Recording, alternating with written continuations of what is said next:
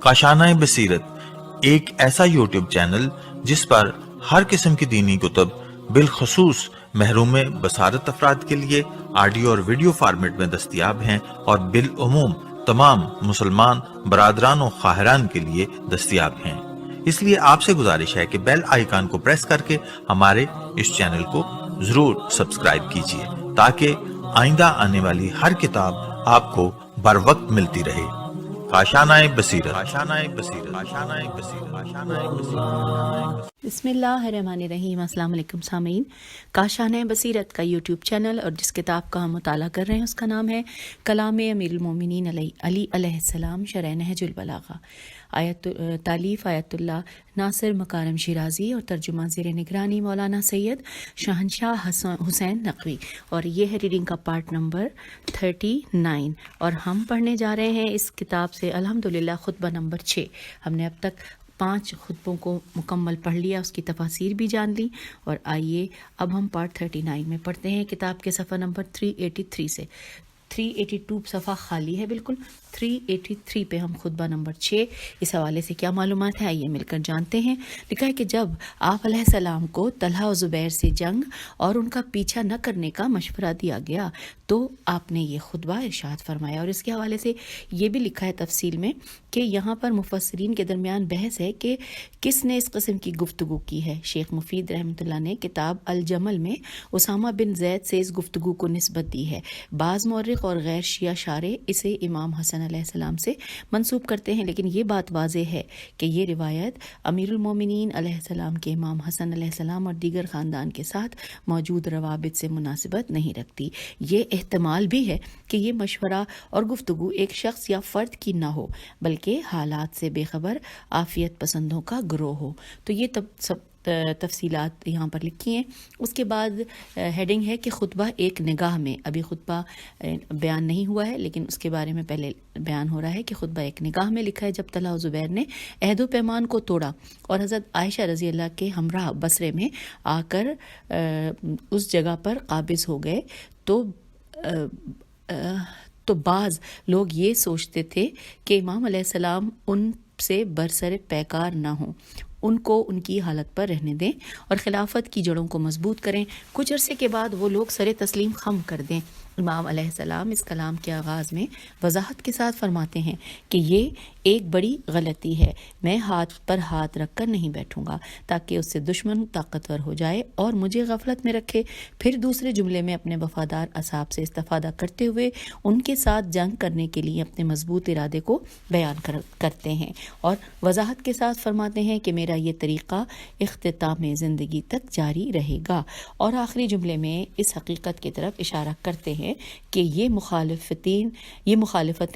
کوئی نئی نہیں ہیں، رسول خدا صلی اللہ علیہ وآلہ وسلم کے وصال کے بعد سے ہی یہ مخالفتیں شروع ہوئی ہیں جو کہ اب تک جاری ہیں۔ اور اب آئیے سامعین، یہاں پر خطبہ ہے، میں آپ کو بتاؤں عربی میں کہاں سے کہاں تک یہ ہے۔ واللہ، بلکہ یہ پورا چھٹا خطبہ ہے نا، تو یہ شروع ہوتا ہے واللہ لأکونو کذبوئی، یہاں سے لے کر اور حتیٰ یوم ناس ہاذا تک، اور ترجمہ پڑھتے ہیں خدا کی قسم میں اس بجو کی مانند نہیں ہو سکتا جس کا شکاری مسلسل کھٹاتا رہے اور وہ آنکھ بند کیے پڑا رہتا ہے یہاں تک کہ گھات لگانے والا اسے پکڑ لیتا ہے۔ میں حق کی طرف آنے والوں کے ذریعے انحراف کرنے والوں پر اور اطاعت کرنے والوں کے سہارے معصیت کار اور تشکیک تیشین کافی کاف تشکیک کرنے والوں پر مسلسل ضرب لگاتا رہوں گا یہاں تک کہ میرا آخری دن آ جائے، اور خدا گواہ ہے کہ میں ہمیشہ اپنے حق سے محروم رکھا گیا ہوں اور دوسروں کو مجھ پر مقدم کیا گیا ہے جب سے سرکار دو عالم صلی اللہ علیہ وآلہ وسلم کی رحلت ہوئی ہے، اور آج تک یہ سلسلہ جاری ہے۔ انورٹڈ کاما کلوز، یہ ہم نے ترجمہ پڑھا مولا کے خطبے کا، اور یہاں پر یہ پورا خطبہ ایک ہی حصے میں سمجھایا گیا ہے، اس کے مزید پارٹس نہیں ہیں. اب یہاں پہ لکھا ہے شرح و تفسیر، اس میں ہیڈنگ ہے دشمن کے مقابلے غفلت کا شکار نہیں ہونا چاہیے، یہ ہیڈنگ ہے. لکھا ہے حضرت علی علیہ السلام نے ان لوگوں کے جواب میں فرمایا کہ جو پیمان توڑنے والے طلحہ و زبیر کا پیچھا نہ کرنے کی تجویز دے رہے تھے. مولا نے یہ فرمایا کہ خدا کی قسم میں اس بجو کی معنی نہیں ہو سکتا کہ جس کا شکاری مسلسل کھٹکھٹاتا رہتا ہے اور وہ آنکھ بند کیے پڑا رہتا ہے یہاں تک کہ گھات لگانے والا اسے پکڑ لیتا ہے. اچھا، اب یہاں پہ ساتھی تفصیل کچھ یوں ہے کہ یہ ضرب المثل کا پس منظر یہ ہے کہ مشہور ہے کہ بجو ایک بے وقوف جانور ہے جسے آسانی سے شکار کیا جا سکتا ہے، اور وہ یوں کہ شکاری آرام سے اپنے پاؤں یا کسی پتھر یا لکڑی کے ٹکڑے کو اس کے بل پر مارتا ہے، اس وقت وہ خواب میں ہوتا ہے اور یہاں تک کہ شکار ہو جاتا ہے. جو لوگ غفلت کی بنا پر دشمن کے قابو میں آ جاتے ہیں انہیں بجو سے تشبیہ دی جاتی ہے. یہ مثال اس زمانے کی تاریخی حقیقت کو واضح کرتی ہے کہ جنہوں نے طلحہ و زبیر کا پیچھا نہ کرنے کی تجویز امام علیہ السلام کو بہت ہی سادگی سے دی تھی، کیونکہ یہ لوگ ان کے عزائم سے واقف نہیں تھے اور وہ بصرے پر پھر کوفے پر قابض ہونا چاہتے تھے. اگر وہ دونوں امیر شام کے پاس چلے جاتے تو واضح ہے کہ امیر شام ان کے ہاتھوں پر بیعت کرتا اور شام میں ان کے لیے بیعت لیتا، اور اس طرح سے عالم اسلام کا ایک بڑا حصہ عہد و پیمان توڑنے والوں کے اختیار میں آ جاتا اور امام علی علیہ السلام کے ہاتھوں میں صرف مدینہ ہی رہ جاتا. اگلے پیراگراف میں ہے کہ امیر شام نے خلیفہ سوم کے خون کا انتقام لینے کا نعرہ بلند کر کے لوگوں کے جذبات کو مزید بھڑکایا اور جاہل لوگوں کو حضرت امام علیہ السلام کے خلاف اکساتے اور بھڑکاتے رہے. اگر امیر المومنین حضرت علی علیہ السلام جلدی عمل درآمد نہ کرتے تو منافقین اپنے عزائم کو فوراً عملی جامہ پہناتے. امام علیہ السلام کی تیز حکمت عملی کی وجہ سے جدائی طلب لوگوں کی سازش ناکام رہی اور آسان طریقے سے بصرہ و کوفہ اور تمام عراق کو نجات مل گئی. شام کے ظالموں اور بعض نااہل لوگوں کی طرف سے مخالفت کا اگر سامنا نہ ہوتا تو امام علیہ السلام کی حکمت عملی سے شام بھی ظالموں کے چنگل سے آزاد ہو جاتا، وہاں کا ماحول بھی پاک و صاف ہو جاتا اور عالم اسلام مکمل طور پر آن جناب علیہ السلام کے ماتحت ہو جاتا. لیکن افسوس کا مقام ہے کہ جیسا کہ خطبہ شقشقیہ کے ذیل میں بیان ہوا ہے، جہالت، نادانی اور تنگ نظری کی بنا پر دشمن کے مکر و فریب نے اپنا اثر دکھا دیا اور شامیوں کے خلاف جنگ فتح و کامرانی کے سائے میں ہی روکنا پڑی. اچھا، پھر اس گفتگو کے تسلسل میں امام علیہ السلام دوسرے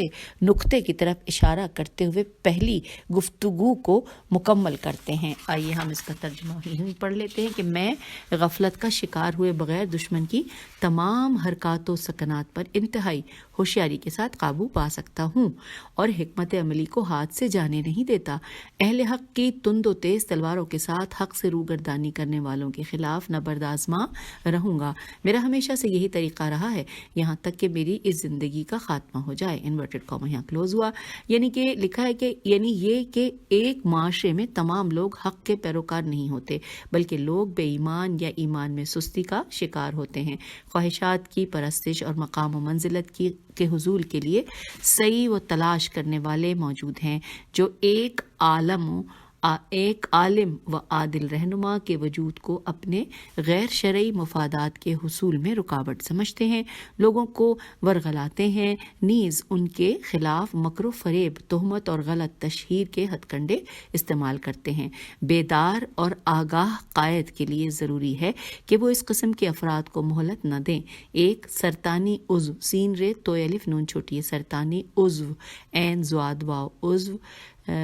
کی طرح ان لوگوں کو معاشرے کے جسم سے جدا کر کے نابود کریں. اگر ان کے خطرات زیادہ نہ ہوں تو ان کو محدود کریں. حق کے پرستار اور عادل حاکم کے حکم پر سر تسلیم خم کرنے والے ہمیشہ سے اسلحہ اٹھائے اس گروہ کے خلاف نبرد آزما ہیں. حضرت علی علیہ السلام تیسری اور آخری گفتگو میں فرماتے ہیں کہ انورٹڈ کاما کہ یہ عہد و پیمان توڑنے والے میرے لیے نئے چہرے نہیں ہیں. خدا کی قسم، رسول خدا صلی اللہ علیہ وآلہ وسلم کے وصال سے لے کر آج تک ہمیشہ مجھے اپنے حق سے روکا گیا اور دوسروں کو مجھ پر مقدم کیا ہے. انورٹڈ کاما یہاں کلوز ہو گیا. پھر لکھا ہے کہ طلحہ و زبیر کی طرف اشارہ ہے کہ ان کا واقعہ کوئی نیا نہیں ہے. یہ ایسا ایک منظم گروہ ہے جس کی ریشہ دوانیاں جاری رہیں اور رسول خدا صلی اللہ علیہ وآلہ وسلم کے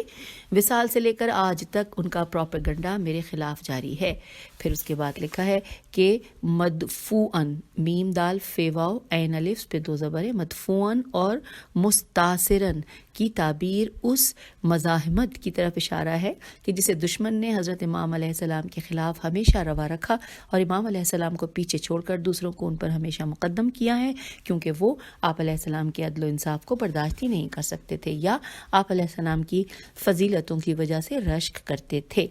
پھر لکھا ہے حتیٰ یوم الناس ھذا کی تعبیر اس بات کی طرف اشارہ ہے کہ جب میں اکیلا تھا تب بھی میرے حق کو چھینا گیا اور آج بھی لوگوں نے زبردستی میرے ہاتھوں پر بیعت کی ہے اور ایک گروہ میری مخالفت پر اتر آیا ہے. اگرچہ میں خلافت کی ظاہری مسند پر بیٹھا ہوں پھر بھی میرا حق اس سے کہیں برتر و بالاتر ہے. شیخ مفید نے کتاب ارشاد میں امیر المومنین علیہ السلام کے اس قول کو ذکر کیا ہے. ترجمہ ہے انورٹڈ کاما میں کہ طلحہ و زبیر نہ خاندان نبوت سے تھے اور نہ رسول خدا صلی اللہ علیہ وآلہ وسلم کی اولادوں میں سے. جب انہوں نے دیکھا کہ خداوند متعال نے کئی برس کے بعد ہمارے حق کو واپس کر دیا ہے تو ان سے برداشت نہ ہوا، یہاں تک کہ 1 سال بلکہ 1 مہینہ بھی انہوں نے صبر نہیں کیا، ہمارے خلاف اٹھ کھڑے ہوئے، پہلے لوگوں کی سیرت کو اپنایا، میرے حق کو چھیننے اور امت مسلمہ کو مجھ سے دور کرنے کے لیے کوششیں کیں. یہاں پر انورٹڈ کاما کلوز ہو گیا. اب آ گیا ہے، اچھا نہیں حوالہ بھی نوٹ کیجئے، ارشاد شیخ مفید جلد نمبر 1 صفحہ نمبر 243 اور انتشارات علمیہ اسلامیہ. یہ ہم نے حوالہ اب تک پہنچایا. اب آ گئی ہے ہیڈنگ نکتہ. اب اس نکتے میں سب سے پہلے ہیڈنگ ہے تمام ذمہ داروں کے نام پیغام. ہیڈنگ کے بعد پڑھتے ہیں. لکھا ہے حضرت امام علی مقام علیہ السلام نے اس گفتگو میں تمام ایماندار اور ہوشیار ذمہ داروں اور اسلامی ممالک کے ذمہ داروں کے نام ایک ایسا تاریخی درس دیا ہے جس پر دشمن کے خطرات سے نمٹنے کے لیے پورا دن، گھنٹوں اور ہر لمحے سوچنے کی ضرورت ہے. فرصت کے لمحات کو اتنی آسانی سے نظر انداز نہیں کرنا چاہیے، بے وقوف اور سست لوگوں کے مشورے پر عمل نہیں کرنا چاہیے. حضرت امام علی علیہ السلام نے ان حساس لمحات کو ہاتھ سے جانے دینے والوں کو بجو سے تشبیہ دی ہے اور یہ تشبیہ چند حوالوں سے توجہ طلب ہے. بجو دشمن کی موجودگی کا احساس کر لیتا ہے لیکن شکاری کی آواز سے سو جاتا ہے اور ایسی نیند جس کی انتہا اسیری اور موت ہے، اور بجو اپنے ہی گھر میں شکار ہو جاتا ہے. بجو بغیر کسی مقابلے کے دشمن کے چنگل میں پھنستا ہے اور وہ لوگ جو جلد گزرنے والے لمحات کو خوش فہمی یا غفلت و سستی یا غور و فکر میں زیادہ وقت لگانے کی وجہ سے ضائع کرتے ہیں، وہ بھی اس بجو کی طرح ہیں جو خواب غفلت کی وجہ سے اپنے ہی کاشانے میں شکار ہو جاتے ہیں اور خود سے مقابلے کا اظہار بھی نہیں کرتے. اس گفتگو کا مقصد ہرگز یہ نہیں ہے کہ انسان حالات پر نظر نہ رکھے اور غور و فکر یا مشورے کے بغیر کوئی قدم اٹھائے، بلکہ بہترین مشورہ دینے والوں اور ہوشیار لوگوں سے مشورہ کریں اور مسائل کی اہمیت کو سمجھتے ہوئے وقت سے پہلے اقدام کریں. اور اب آئیے ہم پیج 389 کے اوپر خطبہ نمبر 7 بھی پڑھ لیتے ہیں، کیونکہ یہ بھی اتنا طویل نہیں ہے جتنا کہ اس کے علاوہ اور کئی خطبے ہم نے پڑھے. خطبہ 7 ومن کلام اللہ علیہ السلام یذم فیہا اتباع الشیطان، جس میں شیطان کے پیروکاروں کی مذمت کی گئی ہے. اب میں آپ کو بتاؤں کہ خطبہ نمبر 7 یہاں سے سٹارٹ ہوا ہے اتخذوا الشیطان سے لے کر علی لسانہ تک ہے. ترجمہ پڑھتے ہیں کہ ان لوگوں نے شیطان کو اپنے امور کا مالک و مختار بنا لیا ہے اور اس نے انہیں اپنا اعلی کار قرار دے دیا ہے اور ان کے سینوں میں انڈے دے کر بچے نکالے ہیں اور وہ انہی کی آغوش میں پلے بڑھے ہیں. اب شیطان انہی کی آنکھوں سے دیکھتا ہے اور انہی کی زبان سے بولتا ہے. اس نے انہی لغزشوں کی راہ پر لگا دیا ہے اور ان کے لیے غلط باتوں کو آراستہ کر دیا ہے، جیسا کہ اس نے انہیں اپنے کاروبار میں شریک بنا لیا ہو اور اپنی غلط باتوں کو انہی کی زبان سے ظاہر کرتا ہو۔ انورٹڈ کاما کلوز ہو گیا۔ اب آئیے خطبہ 7 کی شرح و تفسیر پڑھتے ہیں۔ سب سے پہلے ہیڈنگ ہے شیطان کے پیروکار۔ لکھا ہے یہ خطبہ مختصر ہونے کے ساتھ شیطان کے پیروکاروں کی دقیق وضاحت نفس انسانی میں ان کے نفوذ اور پھر ان کے آثار اور موت کے پیغامات کی واضح طور پر نشاندہی کرتا ہے اور غافلوں کو اپنے چنگل میں پھنساتا ہے، پھر ان کو کس طرح اپنے مفادات کے لیے استعمال کرتا ہے۔ یہ در حقیقت تمام پیروان حق کے لیے ایک انتباہ ہے کہ شیطان کے تدریجی نفوذ پر توجہ رکھیں، اس کے نفوذ کے معمولی آثار بھی آشکار ہو جائیں تو مقابلے کے لیے اٹھ کھڑے ہوں۔ اگرچہ اس خطبے میں ان لوگوں کے بارے میں گفتگو کی گئی ہے جو طلحہ، زبیر یا امیر شام کے لشکر یا نہروان کے خوارج کی مانند پچھلے زمانے میں شیطان کے چنگل میں گرفتار ہوئے تھے، لیکن یہ صرف انہی سے مخصوص نہیں ہے، بلکہ یہ عمومی طور پر تمام لوگوں کے لیے حکم ہے جو شیطان کے فریب میں آ جاتے ہیں۔ اس خطبے میں شیطان کے اپنے پیروکاروں میں مرحلہ وار نفوذ کرنے کے طریقے کو امام علی علیہ السلام نے اپنی مخصوص فصاحت و بلاغت کے ساتھ خوبصورت اور قابل فہم مثالوں کے ذریعے بیان فرمایا ہے۔ اس سے زیادہ حسن بیان کا تصور نہیں کیا جا سکتا۔ پہلے مرحلے میں فرماتے ہیں کہ شیطان کا نفوذ ہر انسان کے وجود میں اجباری، الف جیم بے الف رے چھوٹی ہے، اجباری نہیں بلکہ اختیاری ہے۔ یہاں پر ساتھ یہ لکھا ہے کہ یہ انسان ہے جو اسے سبز باغ دکھاتا ہے، اپنے وجود میں اس کے لیے داخل ہونے کا موقع فراہم کرتا ہے۔ فرماتے ہیں کہ اتخذوا الشیطان لامرہم ملاکن، اس بری صفت کے سیرت رکھنے والوں نے شیطان کو اپنے امور کا معیار قرار دیا ہے۔ ملائک مادہ ملک سے مشتق ہے اور جو کہ کسی چیز کی بنیاد اور اساس کے معنی میں ہے۔ مثلاً کہا جاتا ہے کہ جسم کا مالک دل ہے، یعنی دل اس کی بنیاد اور جڑ کو تشکیل دیتا ہے۔ یہ وہی چیز ہے جس کا قرآن مجید میں بھی واضح طور پر ذکر ہوا ہے۔ ارشاد رب العزت ہے انورٹڈ کاما کہ یہ سورہ نحل کی آیت نمبر 99 اور 100 کہ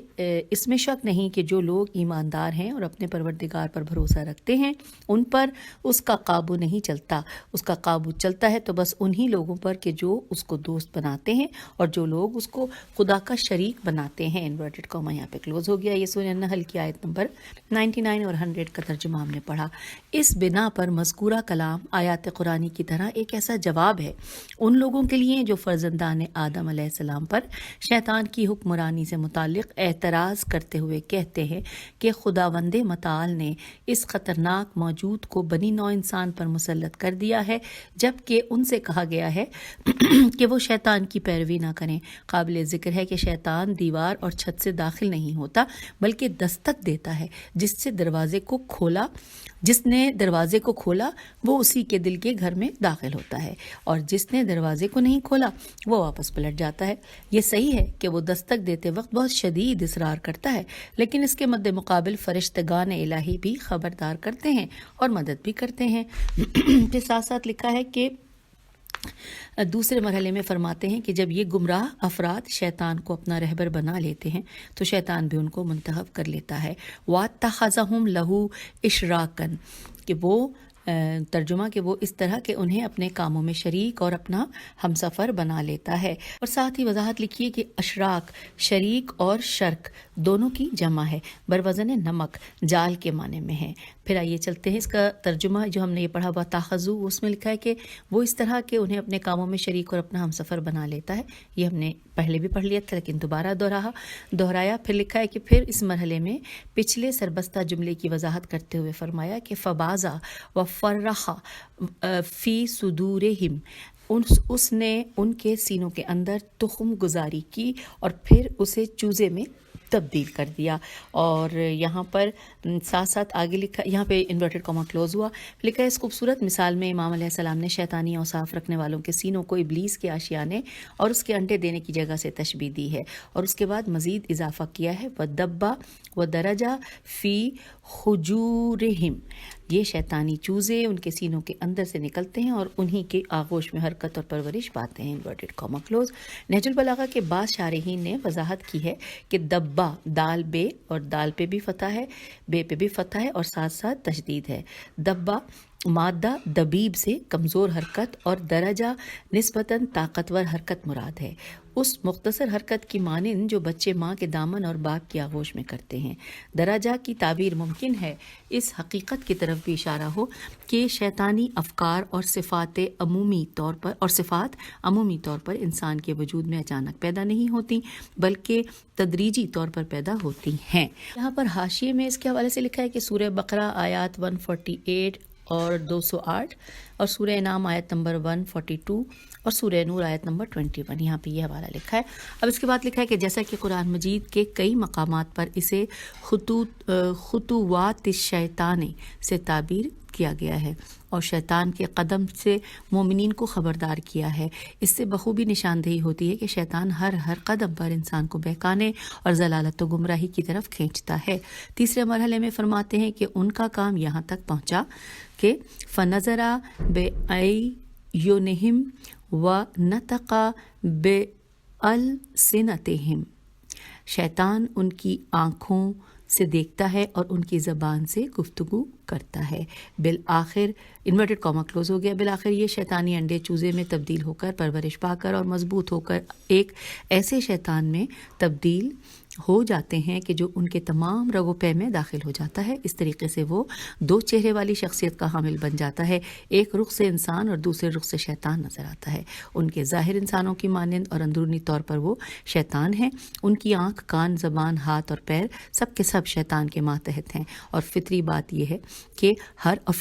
ہے کہ ہر چیز کو شیطانی رنگ سے دیکھتے ہیں اور ان کے کان شیطان کے نغمے سننے کے لیے تیار رہتے ہیں۔ اب لکھا ہے چوتھے مرحلے میں مولا فرماتے ہیں کہ جب یہ انسان بتدریج اس مرحلے تک پہنچے کہ فرقبا بہم الزلل وزینا لہم الخطل، تو انورٹڈ کاما تو شیطان نے انہیں آلودگیوں اور گناہوں کے راہوار پر سوار کرایا، ایسا راہوار جو انہیں ضلالت و گمراہی اور مختلف گناہان کبیرہ کی طرف دھکیل دیتا ہے اور فاسد، بیہودہ اور باطل گفتگو کو ان کی نظر میں زینت دیتا ہے، انورٹڈ کاما کلوز۔ یہ گفتگو امام علیہ السلام کے دوسرے کلام سے مشابہ ہے کہ جہاں مولا نے فرمایا انورٹڈ کاما کہ خطائیں اور گناہ ان سواریوں کی مانند ہیں جو سرکش اور بے لگام ہیں اور گناہ گار لوگ ان پر سوار ہوتے ہیں، انورٹڈ کاما کلوز ہو گیا۔ اب لکھا ہے پانچویں مرحلے میں مولا فرما رہے ہیں کہ انورٹڈ کاما کہ ان کے اعمال ایسے شخص کے اعمال کی طرح ہیں جسے شیطان نے یرغمال بنا لیا ہے اور ان کی زبان پر باطل جملے جاری کر دیے ہیں، انورٹڈ کاما کلوز۔ ان کے اعمال بخوبی گواہی دیتے ہیں کہ شیطان نے ان میں نفوذ کیا ہے اور وہ اپنے راستے پر چلانا چاہتا ہے۔ ان کی گفتگو اور نگاہ شیطان کی ہے، ان کے مجموعی کردار میں شیطان کا نقش بخوبی دکھائی دیتا ہے۔ در حقیقت حضرت امام علی علیہ السلام چاہتے ہیں کہ اس مرحلے میں اس قسم کے افراد کی شناخت ہو جائے جو شیطانی کردار رکھتے ہیں۔ اگرچہ نہج البلاغہ کی معروف شرحوں میں کوئی ایسی وضاحت نہیں ملتی جو اس بات کی نشاندہی کرے کہ اس خطبے میں حضرت امام علیہ السلام کا مقصد کون لوگ تھے اور کس گروہ کے بارے میں گفتگو کی گئی ہے، لیکن معلوم یہی ہوتا ہے کہ کچھ افراد مثلاً طلحہ و زبیر اور ان کے حواری امیر شام کا لشکر، خوارج اور ان کے ہم فکر افراد کی جانب امام علیہ السلام کے اس کلام میں اشارہ ہے، لیکن یہ مسلم ہے کہ یہ دقیق اور پرمغز گفتگو صرف ان کے ساتھ مختص نہیں ہے بلکہ اس میں تمام وہ لوگ بھی شامل ہیں جو شیطان کے راستے پر چلتے ہیں اور اس کے پابند ہیں۔ اب اگلی ہیڈنگ آ گئی ہے شیاطین کے بارے میں اہم نکتہ، یہ جانتے ہیں۔ شیطان کے بارے میں بحث بہت طولانی اور پیچیدہ ہے۔ شیطان کو خلق کرنے کا فلسفہ، شیطان انسانوں میں کس طرح نفوذ کرتا ہے، شیطان کی طویل عمری، داستان حضرت آدم علیہ السلام و شیطان کے لشکری، شیاطین جن و انس، انسانوں میں شیطان کے نفوذ کی علامت وغیرہ، ان تمام مسائل کی تفصیل کا یہاں محل نہیں ہے، صرف ان مباحث پر روشنی ڈالتے ہوئے اشارہ کریں گے جن کے لیے مذکورہ خطبے کے مضامین پر اتفاق کیا ہے۔ آیات قرآنی سے بخوبی استفادہ ہوتا ہے کہ شیطان شروع میں ایک شریر کی حیثیت سے خلق نہیں ہوا تھا، بلکہ وہ پاکیزہ مخلوق تھا جو فرشتوں کے درمیان میں تھا۔ اگرچہ فرشتہ نہیں تھا، لیکن اس نے اپنی ذات سے شدید محبت، خود خواہی اور تکبر کی وجہ سے آدم علیہ السلام کو سجدہ کرنے کے حوالے سے حکم خداوندی سے انکار کیا، اور نہ صرف گناہ کا مرتکب ہوا بلکہ خدا کے علم و حکمت پر بھی اعتراض کر دیا، خدا کے دستور کو حکیمانہ نہیں سمجھا اور کفر و ضلالت کی وادی میں قدم رکھ دیا۔ اس نے خداوند متعال سے درخواست کی کہ اسے قیامت تک زندہ رکھے۔ خداوند متعال نے بھی وقت معلوم تک زندہ رکھنے کو قبول فرمایا، اور یہ اس لیے تھا تاکہ اپنے بندوں کو شیطان اور اس کے لشکر کے ذریعے آزما سکے، اور یا دوسری تعبیر میں جیسا کہ انسان کے وجود میں خواہشات نفسانی اور عقل و ایمان کا مارکا رکھا ہے جو خدا کے حکم کی تعمیل کے لیے قوت و طاقت کا سبب ہے، اسی طرح شیطان کے وسوسوں اور انسان کا شدید مقابلہ اس کے مقابل تکامل کاف الف میم لام تکامل کا سبب بنتا ہے،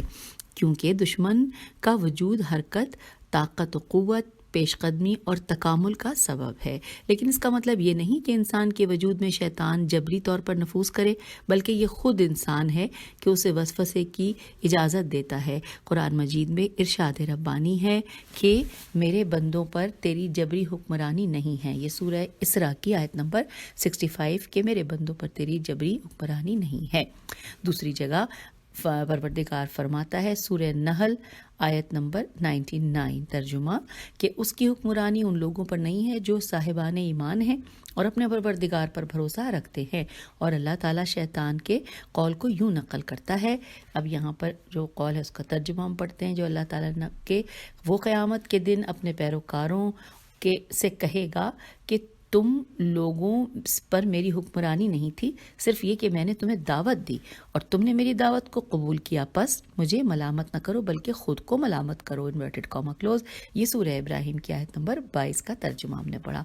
یہ نقطہ بھی اہمیت کا حامل ہے کہ خداوند متعال نے شیاطین کے وسوسوں کو ناکام بنانے کے لیے لشکروں کو خلق کیا ہے، من جملہ ان میں سے عقل و خرد، فطرت، وجدان اور پیغمبران الہی اور فرشتے ہیں، جو ہے شیاطین کے وسوسوں کے مد مقابل اہل ایمان کے محافظ ہیں۔ جو کوئی ان کے نقش قدم پر چلے تو ان کی مدد کرتے ہیں اور شیطان کے وسوسوں کو دور کرتے ہیں، اور جو کوئی خود کو شیاطین کے راستے پر ڈال دے اور ان سے انکار و گستاخی کرے تو اس کی حمایت کرنے سے ہاتھ اٹھاتے ہیں۔ یہ نقطہ بھی قابل ذکر ہے کہ شیطان کی یہ کوشش ہوتی ہے کہ وہ انسان کے دل کی گہرائی پر نفوذ کرے اور اس طرح اس کے کردار پر اثر چھوڑے، جیسا کہ اوپر کے خطبے میں اشارہ ہوا ہے، گویا ان کے سینوں کے اندر انڈے دیے ہیں اور اپنے چوزوں کی پرورش کرتا ہے، پھر انہیں خود انسان اپنی آغوش میں پرورش کرتا ہے، یہاں تک وہ اس کے وجود کے ساتھ ایک ہو جاتے ہیں، پھر آنکھ، کان، زبان، ہاتھ اور پیر سب شیطانی رنگ پکڑتے ہیں اور شیطانی آثار پیدا ہوتے ہیں۔ غرر الحکم میں امیر المومنین علیہ السلام کا فرمان ہے، انورٹڈ کاما، کہ اس دشمن سے بچو جو سینوں میں پوشیدہ نفوذ کرتا ہے اور کانوں میں آہستہ سے پھونکتا ہے، انورٹڈ کاما کلوز۔ اس سے ملتی جلتی بات تھوڑے سے فرق کے ساتھ نہج البلاغہ کے خطبہ نمبر 83 میں بھی آئی ہے، اور خطبہ 121 میں یوں کہا گیا ہے، انورٹڈ کاما، کہ شیطان اپنے راستوں کو تمہارے لیے آسان بنا کر پیش کرتا ہے اور وہ چاہتا ہے کہ تمہارے دین کے عہد و پیمان کی ہر گراہ کو کھول دے، انورٹڈ کاما کلوز۔ بہر صورت سابقہ خطبے کو بیان کرنے کا مقصد تمام انسانوں کو خبردار کرنا ہے کہ اس برے دشمن کے حوالے سے جس نے جب آدم علیہ السلام خلق ہوئے تو ان سے اور ان کی اولاد سے دشمنی کا اعلان کیا ہے۔ مقصد یہ ہے کہ انسان خدا کے بے انتہا لطف و کرم پر بھروسہ کرتے ہوئے